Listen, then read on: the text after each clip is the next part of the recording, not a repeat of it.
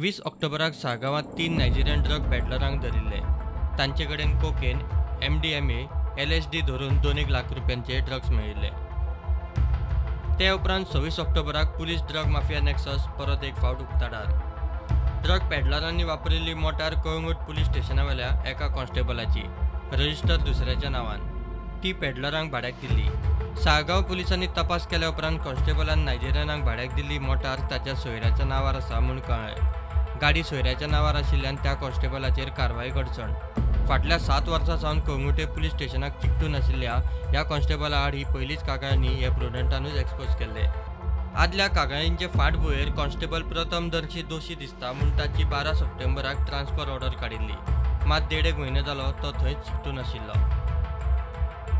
प्रुडंटान Nigerian drugs mafia आनी police नेक्ससाचो शेनवारा report केल्लो आनी आतां शेवटी त्या कॉन्स्टेबलाची ट्रान्सफर चालीक लागली.